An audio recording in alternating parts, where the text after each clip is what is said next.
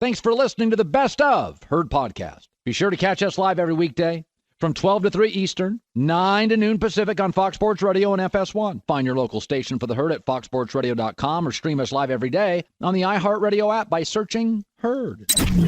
This is the Best of the Herd with Colin Cowherd on Fox Sports Radio. To catch live editions of the Herd weekdays at noon Eastern, 9 a.m. Pacific.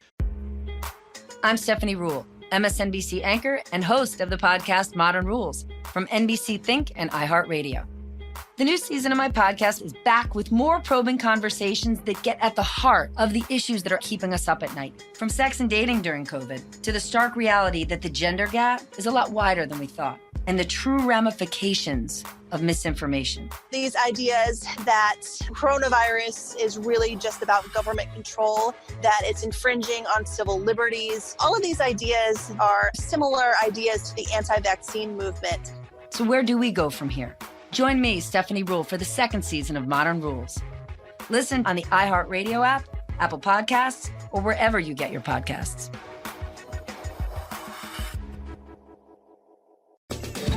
In the summer and autumn of 2020, the city of Portland, Oregon became the center of a vast media blitz. Thousands of viral videos showing marching federal agents and police officers tear gas, black-clad anarchists and fires went viral all over the internet. What didn't go viral was the truth, because the story of Portland's Black Lives Matter movement and of the Portland protests of 2020 is so much stranger than I think the mainstream media would ever be willing to cover. I was there, and more importantly, the people that I talked to for my new show, Uprising, A Guide from Portland, were there.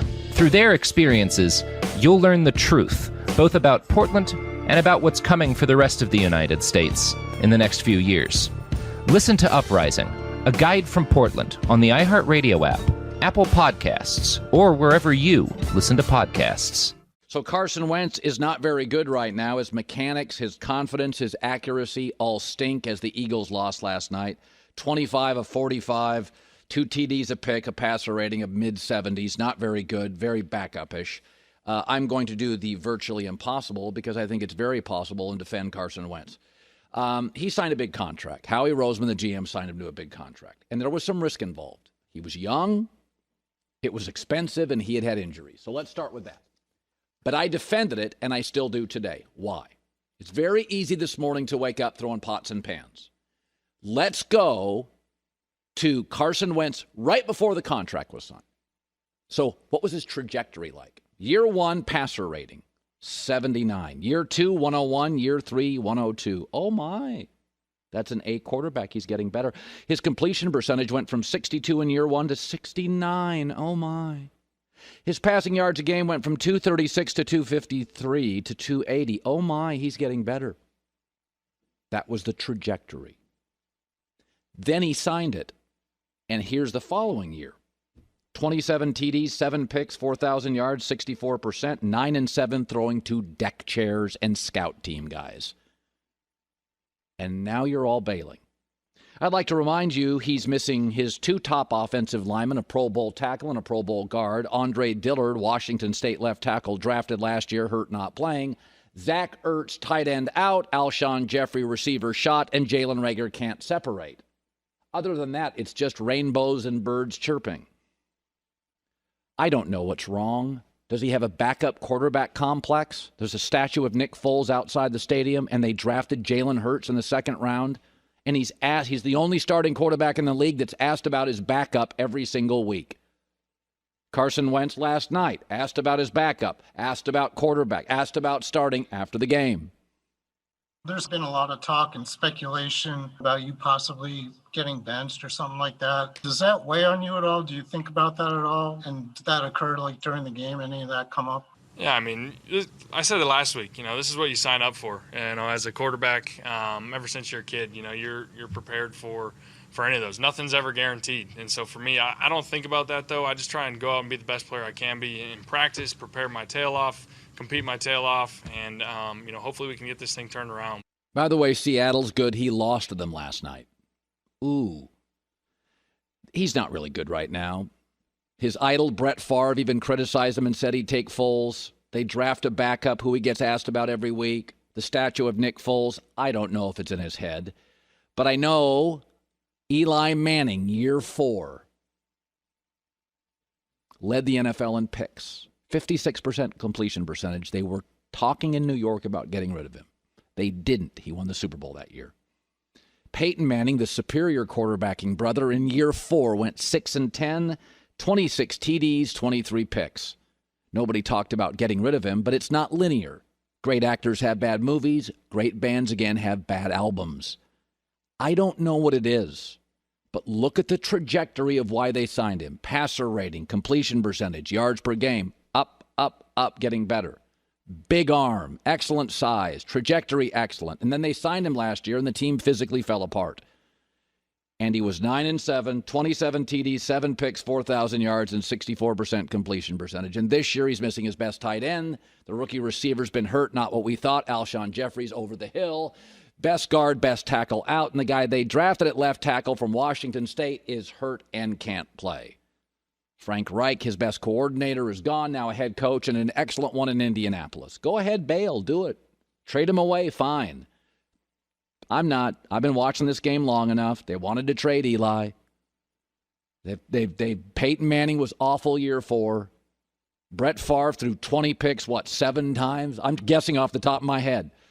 I think he'll get it right, and I don't know what the problem is. Want more Herd? The Herd streams 24 hours a day, 7 days a week within the iHeartRadio app. Search Herd to listen live or on demand whenever you'd like. I've been on this for a while. It used to be in the NFL, you just didn't make trades. Jimmy Johnson was the first really coach, general manager in the league that made huge trades.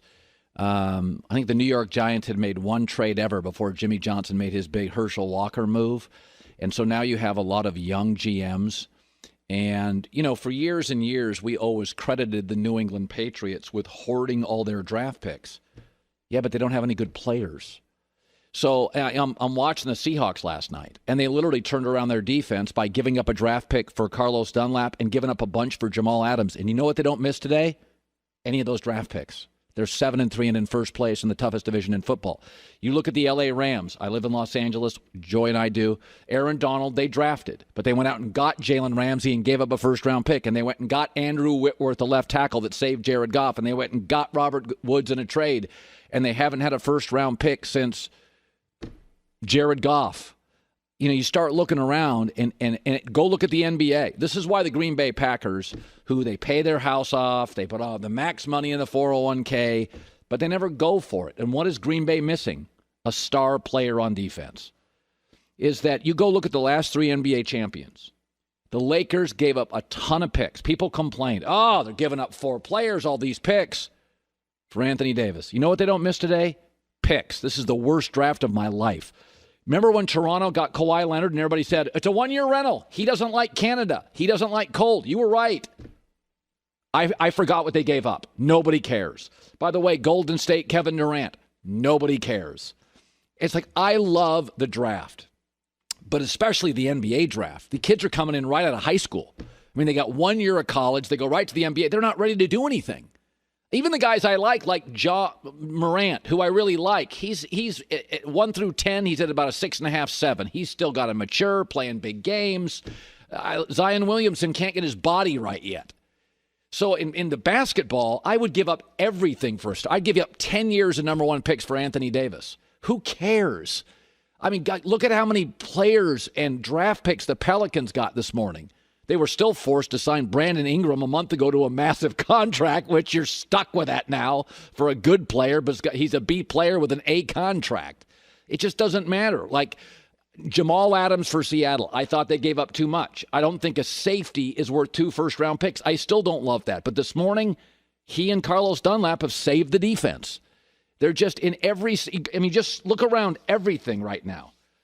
Look around all Mookie Betts, the Dodgers. Dodgers were winning their division every year. And then they gave up a bunch of prospects for Mookie Betts. And you watch the games and I watch the games. You're like, oh, yeah, I'll tell you what they don't miss, prospects. What's happening to the draft is that, and the draft still has value.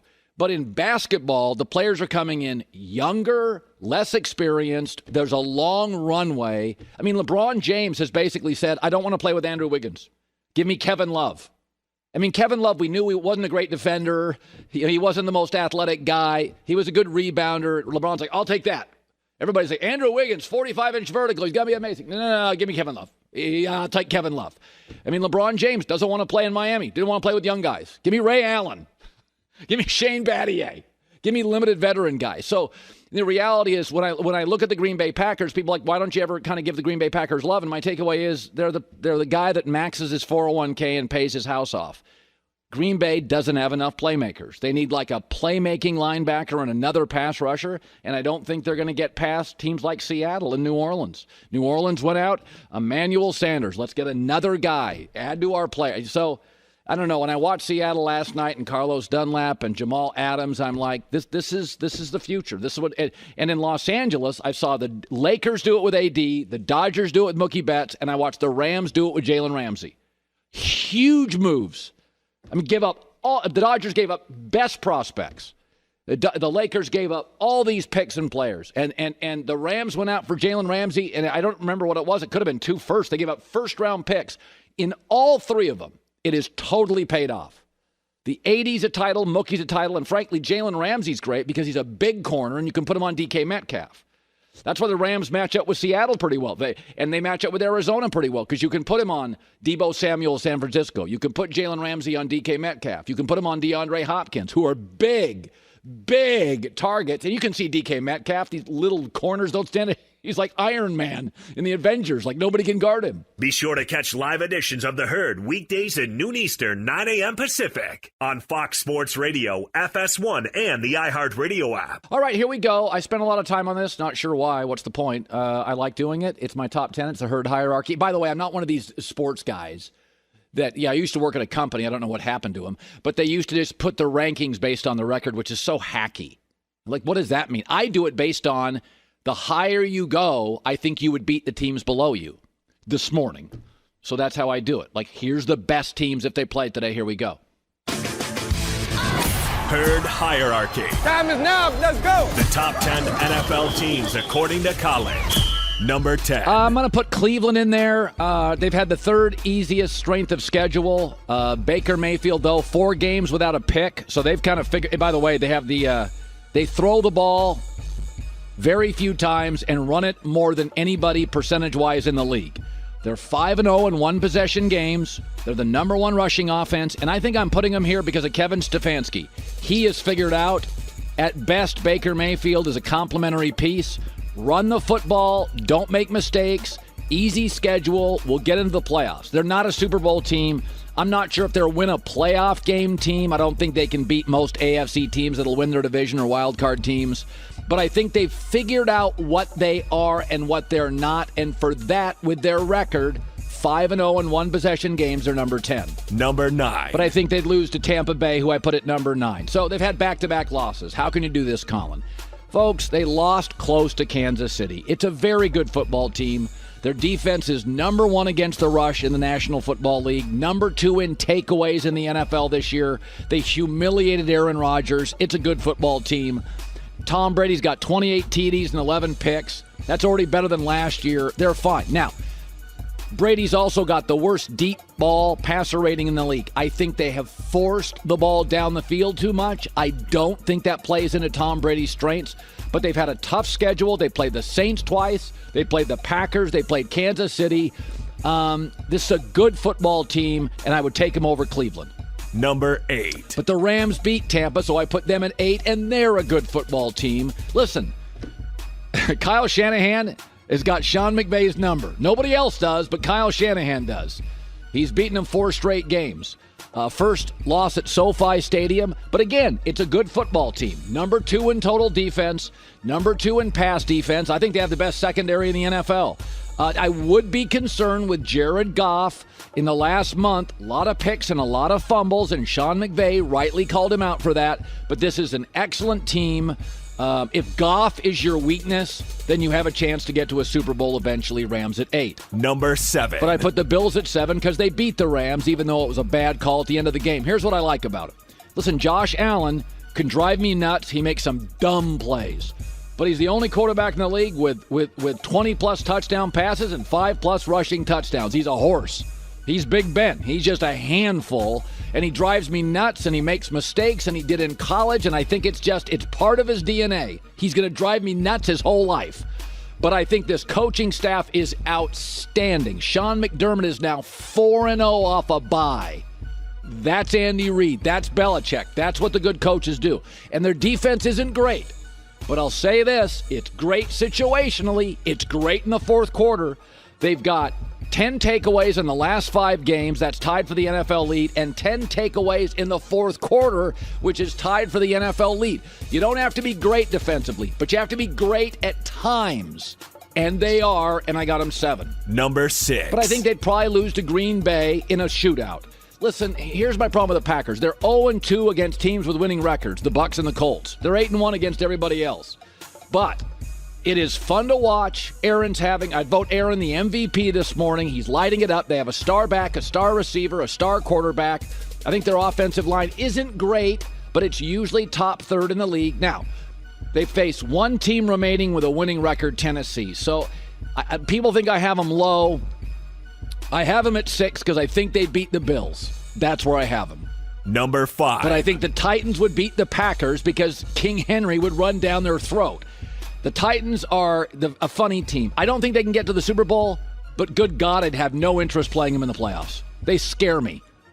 I mean, it's like I think Lennox Lewis was a better fighter than Tyson, but I think I'd rather face Lennox Lewis than I would Mike Tyson.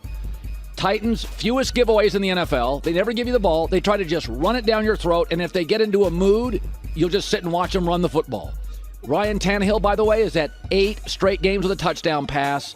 When it comes to running the football, nobody can physically humiliate you in the league like Tennessee, and so I put them at 5. Number 4. But I take the Seahawks to beat them on a neutral field. I think Seattle, excellent coaching and GMing, they solved their pass rush in season. 19 sacks and 47 pressure since getting Carlos Dunlap and Jamal Adams on the field together. Both are the most in the NFL. They have solved their pass rush, which was a big question in September and October, and it's also simultaneously, what do you know, made their secondary, which isn't great, good at safety but not great, it's made that better. Their big issue now is can Chris Carson stay healthy, and the offensive line outside of left tackle is a bunch of meh. Number 3. Saints. Listen, they've won 8 straight games, longest streak in the NFC, and I got to be honest with you. If you can keep winning with backups, you win. They're 8-0 since week 4. They're first in point differential, first in yardage differential, third in points per game, and first in points per game allowed. What do you want me to say? And they're doing it with Taysom Hill, and they did it last year with Teddy Bridgewater. They went 13-3, 13-3, and it looks like this year they'll go 13-3. Well coached, smartly run, very good line play. I do think there are limitations to them going over the top, but that's why I have them 3. Number 2. And have the Steelers number 2 because they can beat you over the top. They're also 5-0 in one-possession games. Let's be honest. They get a little lead on you, and then they suffocate you with that pass rush. They have the number 1 scoring defense. They're number 1 in sacks. They're number 1 in takeaways in the NFL. And now, they play the second easiest schedule. So I do not think they can beat my number 1 team. Number 1. Kansas City. What do you want me to say? I mean, they're the only team in the league down 3 scores and you wouldn't care. In Kansas City's offense since week 5 is number 1 in everything that matters. They had a hiccup against the Raiders in a loss. Other than that, since week 12 last year, ahead, they can play with a lead. They can play finesse. They can run the ball. My only real consideration for Kansas City that worries me is they're a little bit the Golden State Warriors. I said this yesterday. When you score so dramatically and quickly and brilliantly that sometimes you lack urgency, and there are times I feel like they go out there and they're just kind of just 7-on-7 it. They don't have a ton of urgency. They're kind of flipping it backwards and kind of experimenting a little bit, but it's the best team in the league. I have not seen an NFL team score this quickly or so brilliantly. I can't name it. I don't know. I can't compare it to anything. It's different, and so Kansas City is number 1. So let's look at it again. Kansas City would beat Pittsburgh. Pittsburgh would beat New Orleans. New Orleans would beat Seattle. Seattle would beat Tennessee. Tennessee would pound Green Bay physically. Green Bay would win a shootout with Buffalo. Buffalo beat the Rams. Rams beat the Bucks. And I think the Bucks would beat the Browns. Be sure to catch live editions of The Herd weekdays at noon Eastern, 9 a.m. Pacific. Personal growth is challenging, but it doesn't have to be hard. When we lean into self-inquiry and self-discovery, we're able to love all the tiny little parts of us, even the pieces we don't want other people to know about. And that's what it's really about, right? Self-love, self-acceptance, self-discovery, excavation, expansion. We are the powerful co-creators of our lives. All we need are the tools to get there. I'm Debbie Brown, the host of the Dropping Gems podcast, a podcast about the depth and potential of personal growth. No one's journey is the same as the next, but the magic of being human shows up in the things we have in common. Our capacity for love, pain, joy, sadness, togetherness, and solitude are things that make us perfectly imperfect. And I want to explore with you how we can live our best through it all. The new season of Dropping Gems is available now. Listen to Dropping Gems on the iHeartRadio app, Apple Podcasts, or wherever you listen to podcasts. You know exactly where you were when the Golden State Killer was arrested. You still pay for cable to get Lifetime. You're a moderator on the Zodiac Killer subreddit. You're basically a seasoned detective, and you're in search of a new challenge. Enter Solve, the hit podcast that puts you at the center of the investigation. Each week on Solve, you will untangle a case that has pushed detectives to their limits. Solve is like no other murder mystery podcast. You'll piece together evidence from interrogations, crime scenes, and witness testimony to track down killers hiding in plain sight. Your cases are waiting for you. New episodes of Solve are available now on the iHeartRadio app, Apple Podcasts, or wherever you get your podcasts. One crime, 4 suspects. Can you solve it? So Andrew Whitworth is one of those guys that not only has he been playing forever, but he just doesn't miss starts, right? Doesn't get hurt. And this year, suffered a torn left MCL and PCL damage in Week 10 against the Seahawks. Now, he is expected to return. He's starting to walk again. But it's interesting because I just read this morning, the same doctor that did Andrew's surgery is doing Joe Burrow's surgery this week. And Andrew Whitworth, Rams offensive lineman, Pro Bowl tackle, is joining us. So this is interesting.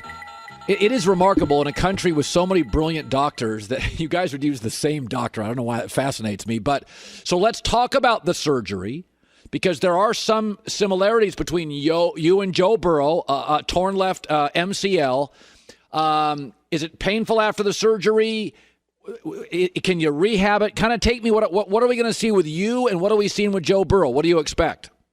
Well, here's the difference, Colin. I actually, as of right now, they've determined won't have to have surgery. So the difference is since, he tore his ACL, he really has the same kind of thing as me. It's just the difference is once you tear that ACL, you have to have surgery. And obviously why he's having surgery early is when you tear all that, you have to go in and fix it. With my injury, with a PCL, MCL injury, they can grow back. But if I would have torn my ACL, then you'd go in there and repair all 3. But without that, you really wouldn't go in there and repair mine. So we're trying to avoid surgery right now. And so far it's going really well. And Dr. Elichosh obviously is an amazing doctor. And I know Joe Burrow will be in great hands. So you guys, Rams at the Cardinals this week. Now because of COVID, the protocols, you can't travel. You have to sit and watch at home. I saw Sean McVay was critical of Jared Goff, the quarterback, who's your friend, and I've defended a million times on this show. I kind of think it comes with the territory. Goff's very soft-spoken. He's a really good kid. Do you worry at all that public criticism 2 or 3 times in a month is going to bother Jared Goff? I don't. I think Jared's a kid who knows what it's about. He's been in tough situations before, and I think he's built to weather this storm. I think that there's going to be moments throughout this season that we can look back right now and say that there's been some great play by our team, and then there's been moments that we're like, man, you know what, we'd like to have it back. And he's been front and center the whole time of owning it when he needs to, and being a part of why we're successful as well. And so I think, you really look at 2018, Colin, we had a similar performance against Philadelphia and Chicago and ended up in the Super Bowl. So I think it's one of those things that you really look at your season, you say, hey, you know what, we're building. You don't have quite the day you want and don't win a game, and you can't just fall apart. You got to keep digging, keep your head down, and realize it's about getting hot at the right time. And we're a healthy football team that has that potential. It's interesting. When you guys went out and got Jalen Ramsey, I initially said, wow, That is a lot to pay for a corner. And I wake up this morning and I look at your division with all these big receivers, and I'm like, oh, my God, he's like transformed the I think your secondary is the best in the league now. I mean, you've watched it. Did you know immediately? Because I didn't. Did you know immediately, oh, that's going to change some things with Jalen Ramsey? I don't think you knew it immediately. I think everyone knows what a special player he was. But I think for me, really what's changed it is being in this environment, given the opportunity of what Sean does so well, of letting guys have ownership in who they are, how they carry themselves, and what's important to them, giving them a voice. What's really been special to me is the tremendous player he is, but the opportunity to get to know how his mind works and the challenger he is. He's a guy that, to me, coming from Jacksonville, you didn't hear a lot of good things about what his chemistry with the team was. You just knew what a tremendous player he was. And then now having him here, his ability to challenge our entire defense with the physicality they play with, and whether they're soft and whether they're playing soft and whether they're hitting people or tackling, what they're doing. He constantly is challenging guys on the physicality they play the game with. And you watch him as a DB, people want to argue who's the best. I mean, there's not a more physical guy than him for sure at the position. I mean, you watch the way he tackles people, it's violent. And he's really made a difference with that attitude and the way he's able to challenge guys around him. That's what really makes you special. When you're an elite player and you have an elite ability to challenge people around you and make them better, sky's the limit for your group. I think one of the things, it's funny about divisional rivals. And you probably felt this when you were in Cincinnati and you faced the Steelers twice and the Ravens twice, is you're not fooling anybody. And there is something about the 49ers and the Rams. They kind of, last couple of years, they just kind of have your guys' number. And kind of talk about that, the difference between facing divisional rivals and out-of-division and out-of-conference teams. Yeah, I think when things become common, right? The defense they're going to play, the offense they're going to play. You really those things you see, whether it be turnovers or critical moments in the game, stick out even more. And I really look at the last couple of years for us. Even the first game last year, come out of the half, it's a tight football game. We fumble the first play of the half and give them a chance to get a 2-score lead, and they kind of hold on to it for the rest of the half there and keep the ball possession. Then you look at the second game. We're having a great game in the first half. We're winning, have a decisive lead at one point in the second quarter, and then we give up a turnover for a touchdown, which gets them back in the game and gives them the momentum that kind of led to a game going back and forth to the wire and them winning. And then this year it's been more of the same. The ability to just turn the ball over and not really possess it as well as we should have has come back to bite us against them, because we do know each other so well that it's going to be a close game. It's going to be one of those games where you're just biting your nails over who's got the ball last or who's kind of got control of the game. And you're not really going to run away from each other. And so it's another game in this instance this last week where turnovers really ended up biting us. In critical moments, we ended up turning the ball over. It's interesting. It is, yourself included, Jalen Ramsey and Aaron Donald. It's an organization that has gone out and given up first-round picks and gotten stars. And, it's funny. Sean McVay, he's a young coach. He's never overwhelmed by it. And I want you to take our audience inside. A lot of times when you get star-studded teams, they're very difficult to manage. You're dealing with guys making $25 million a year. And then you bring Jalen Ramsey in, outspoken guy. You got Aaron Donald, yourself, Pro Bowl players. Now Jared Goff got a lot of money. You got star receivers. Why does it work, though? Why I never hear anything from the Rams are the quietest team. Forget, we're in the entertainment capital of the world. You don't even hear stories about the Rams. How does McVay balance all that? I think just by the fact that he lets us be who we are. It's one of the few places I've ever played or been around where, we don't really have rules. There's not a team rule. There's not a list of, hey, rights and wrongs. There's one team rule in our organization, and that's to be on time. And that's just because that's respectful. And that's the only team rule we have on our entire group. No one would tell you another rule because there's not any. We don't care what you wear or what you're dressed like. We want you to be yourself and realize that we're all going to care about each other. We're all in this thing together. And as long as we're all pulling in the right direction, all the other stuff is just, it's an opportunity to create diversity. It's an opportunity to create divisiveness that just isn't, there's no point in it. And I think that we want to really have an opportunity where guys be themselves, bring out their best in their personality and challenge themselves to be at their best. each and every week, and that's all that's important, and that we support each other along the way. So I think Sean just does a tremendous job of giving you that confidence that he's in it with you, and the only thing he wants to do is compete and win. And outside of that, we're not here to do anything else. And so I think that makes it fun, where guys enjoy the place they work, they enjoy the environment, and we don't have any yelling or cussing or screaming or calling guys out like that. It's just not the kind of environment. It's an environment to enjoy what you do, love what you do, and let's go compete to win together.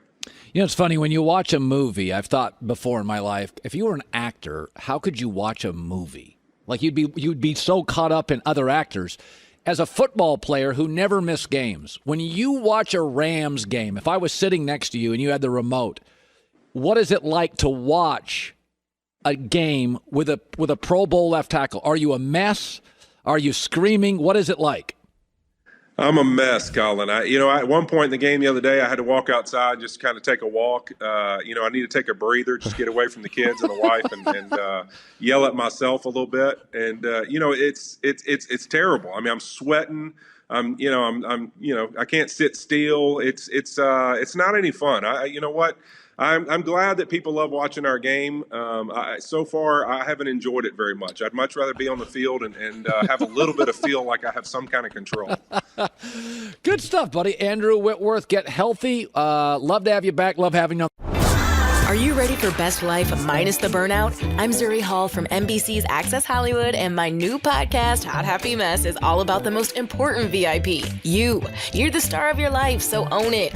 Join us each Monday as we discuss relationships, self-care, career, and much more. Our podcast is for mindful, ambitious, diverse millennial women who are ready for more happiness, laughter, peace, and purpose now. Listen to Hot Happy Mess every week on the iHeartRadio app, Apple Podcasts, or wherever you get your podcasts. Hello, Earthlings. It's Kesha. I'm so excited to be bringing you my new podcast, Kesha and the Creepies. You may know me from my party jams like We Are Who We Are and TikTok, but it's my curiosity for the unexplainable, the mystical, the magical that drives these conversations with exciting pop culture guests and experts in the occult and all things creepy.